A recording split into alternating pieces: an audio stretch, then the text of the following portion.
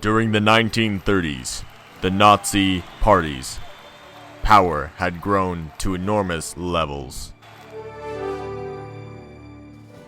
The Nazi armies had become so powerful that whenever they marched into a country, they immediately surrendered. The country surrendered, not the army, because they were super powerful, like I explained earlier. They captured countries such as France and Poland.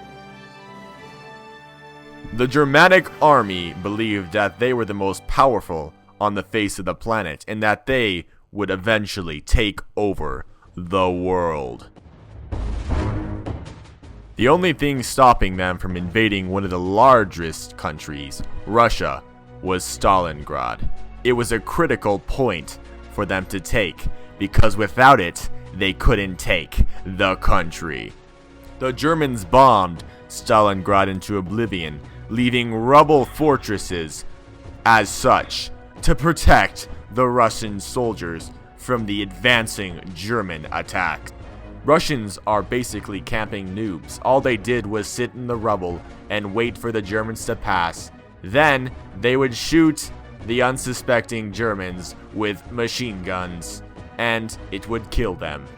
The Germans needed to capture the city of Stalingrad to cut off the supply routes of the Russian soldiers and also make a landing for their own soldiers. The soldiers of the Nazi army also had various tactics to get rid of the Russian soldiers. As you can see, this cat was outfitted with grenades. This is a little known fact amongst the war history community. I have discovered this myself through this picture, as you can see above. It is first-hand evidence of cats being used as weapons during World War II. The city was so destroyed that every Russian was fighting for every scrap of rubble. Also, to add on to the badness, the Russians were not allowed to retreat at all, and if they did retreat, they would be shot on the spot. You can make a very popular song with that. The Russians Shot on the Spot by Jacob Perry. It goes, if the Russians ever fled, they were shot on the spot. They were shot on the spot. They were shot on the spot. If the Russians ever fled, they were shot on the spot. That's how World War II was fought. The full version will be available soon on YouTube for your viewing pleasure and historical memorization purposes.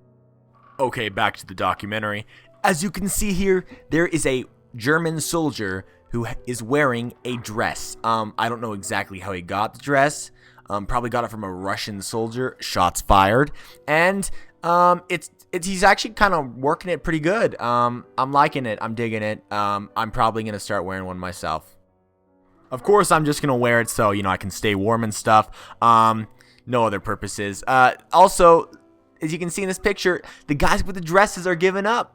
They're done with the dress parties. They don't want to wear dresses anymore. They don't want to be called names. So they gave up. They were surrounded by the Russians in one methodical move. And they all surrendered.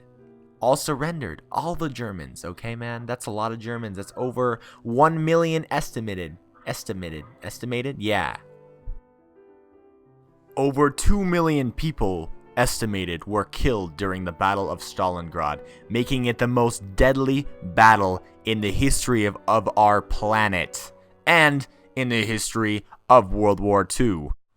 Today, Stalingrad is a fairly peaceful place, besides all the crazy Russian drivers and the traffic cam compilations being made. Other than that, it is a very safe place to be. Statues like this have been constructed to memorize and memorialize the sacrifice of the Russian soldiers during the Battle of Stalingrad. I thank everyone for watching and listening to my voice descending from this deep voice to this voice. Thank you for watching, everyone.